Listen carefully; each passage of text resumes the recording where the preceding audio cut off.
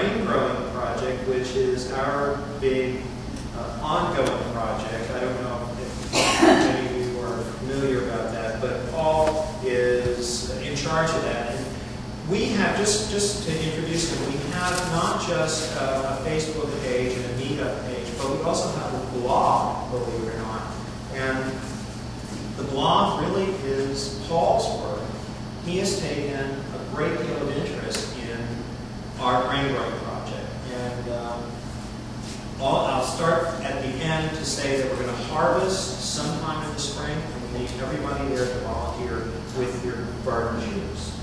So, Paul.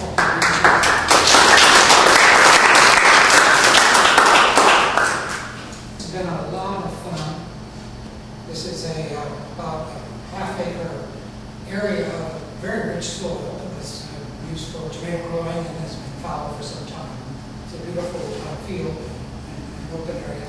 And we have started on November 29th with Sonora wheat. This is using these 20-pound hoppers to spread it out. Sonora was the first. It's a soft white wheat. You probably know it from tortillas and for making flatbread. It's better for that than known for regular breads. And then we also spread two hard wheats, red fife and glen. Fields are long, about 20 feet wide and 175 feet long. And after the grain is sown, we told this little piece of fencing over it to cover it over. There was a lot of manual work, so be prepared to get your hands dirty when you come out there, but lots of fun. In addition, we planted 12 varieties of experimental plot down near the grain. You can see in the far background the little flags mark where the other field was that we were in. In here, we have a variety of wheat that was given to us mostly from Dr. Stephen Jones, who was a real guru of wheat development, new kinds of wheat, and also preserving the seeds from old ones.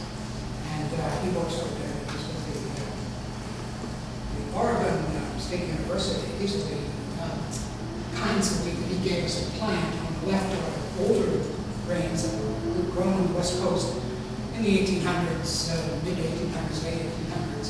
Surprise, gold corn, wonderful names. And then at the bottom, JD and the ones on the right are all more modern varieties, pretty much released in the last decade, probably been in development longer by the time they get to the release stage. And they're showing a lot of promise in different regions, and we're trying them out here to see how they work in our area. Indian Jammu is particularly interesting. It's a landrace, true landrace from India, which means it was not made by a university or by a lab or an agricultural department, but by farmers and by farmer families and probably multiple generations in a particular area of Jammu.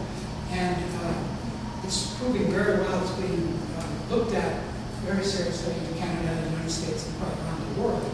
And it's has wonderful reports in terms of its adaptability, in terms of climate, but also its bread-making capabilities, its taste, and so on. Interestingly, there's tens of thousands of varieties that we have developed over 9,000 years. And Marquis is an interesting version. It's actually a descendant of the red fife, which we planted over there, but it's still considered an old timer because red fife and Marquis are both from the 1800s. We finished planting. We had 3 rows of planted wheat. Sonora on the left, and the middle row is red fife, and then Glen, which is a much newer version that is being grown commercially. We're having a lot of luck with it, and it looks like it's going to take on a lot of it. 2 weeks later, we came back to do some more planting. In that amount of time, there's been a nice change. Oh, wow. Those 3 varieties really took to the grain that happened. Actually, some of them were planting and some that evening, and the following week we had lots of rains. Germination, very rich. And you can see that even in the Sonora area, the seed kind of gravitated to the furrows that we had got with our rakes. And it is really quite dense, but doesn't seem to mind. The next period of time when we came to plant, 2 weeks later, we were planting spelt and Sonora and Sonora Glen. The main wheats that we've been planting have been contributed to us by Anson Mills in South Carolina, a wonderful source and a great source both for great bread, flours, and things, but also he's a great proponent of this idea of growing over wheat and has really helped us a lot. The spelt that's on the right, that's called Agoura spelt, and it's showed a comparison to kind of a normal wheat seed. The spelt has a heavy husk on it, and has meant that over the years it wasn't as prominently used commercially because it takes an extra step to get it out. But it's coming back because it's being found to be a benign gluten, and people get along with it better in terms of digestion. And it's actually a very high protein wheat. And it can be planted by hand, broadcasted by hand, because the husks are too pointy and they're large for those hops. So we went to the old ways, and here's a couple of guys planting by hand the wheat in the next row down. And you see on the right how far along are the test plots, but it looks pretty skimpy. Compared to the broadcast wheat, we only use maybe 12 or 15 seeds here. It's very rare seeds, some of these. So we were very careful to give it like a 3-inch spacing.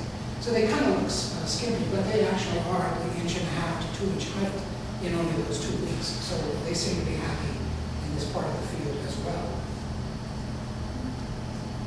This was the covering, obviously covering the seed for the second planting. And when we left the fields, this is what they looked like as we were leaving after the second planting. You see 2 fields of spelt here, one with and without husks, Obercomer on the left, and what's it called? What's it called? A Maverick. Yeah, Maverick. For some reason it was. Maverick has actually had the husks taken off of it, so we're looking at 2. Maverick is also a new development of spelt and is thought to be much higher yield. And on the right, there's some more Sonora that was grown. So then you can see what happened over the almost 4 weeks. We went back out to look at it, and we had pretty good take on the fields of spelt, a little bit of open areas, and they were doing well. And you can see it close up here. The spelt is on the left, and the Glen on the right, which was also doing lushly well and doing very well. And then on the end of December, we saw that the Sonora, in the first plant, was 10.5 inches high. 3.5, some had 4 leaves on it. That's the first measure you make as the young plants are growing. And that's not the plant itself, it's actually just a leaf in a leaf in a leaf in a leaf. It's a coil of leaves that gradually unfold. There's our test plot over on the right there. And this shows the Obercomer and the 2 spelts, how they're doing together. This is about a week ago. This was the 22nd of January. It's up there, so the truth. And this is the field of Glen, which is, for some reason, has taken much better and is much more lush. At this stage, anyway, it was doing about 3 feet. So it's the fields overall. This shows the foreground is the Sonora, red fife, and the Glen, also the ones that are planted in the middle of the end of November. And extremely lush, still doing well, and getting ready for later this month to start their growth in height as they get into their final leaves. So we've managed to get pretty much the whole field green, and it's really a good feeling. And we're trying to keep track of it, and you can follow us on the wall. That's the little address. One of Los Angeles Printmakers.blogspot.com, and you get the updating on how it's coming and when it's likely to go. All 5 species will probably mature at a different time, and you really can't predict when all that's going to happen, but you can see it happening. And as the grains go from green to tan to brown, check them with your thumb and see when they're both hard dough, soft dough, getting into that place where you can no longer indent them, and then it's time to make bread out. And Paul, approximately when do you think they'll be ready for harvest? Approximately. What? Well, you'd have to decide which species you wanted to watch. The first one. We're talking about probably, the earliest would be the end of May. End of May. Okay. And then continuing on into the summer. There are two kinds of people on the web, and I know nothing myself, I just go by Google. That there are two kinds of people, those who say you can predict it exactly, and those who say, boy, you're crazy, it's going to do it when it's ready. So we'll see, but we'll try to keep track. And you can pretty much tell in advance when the seed pod is opening and beginning to flower. You pretty much know you've got about 3 weeks of maturing and in there before it's time to start worrying about planting. We just want to get there before the birds do, if we can. Yeah, no, we did this last year, and we didn't get there in time. The birds ate everything. But we really have to thank Andrea Crawford of Canyon Farms. They're the ones who are basically letting us grow on their property.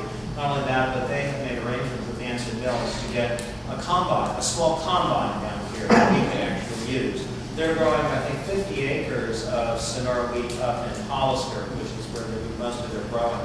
But after they finish using the combine up there then we can use it down here. So what we're planning to do in late spring, probably in the early summer, is ask everybody to show up out at Agoura with your garden shears or whatever, and we're just going to cut it all down and throw it into the combine and let the combine do the threshing and the winnowing for us, so that then we have some seed or wheat or different. And It will probably mature species by species, cultivar by cultivar, so we will be, we think, harvesting them and keeping it as batches. So yeah, so it'll be a series of events. we want some response in terms of which tastes the best.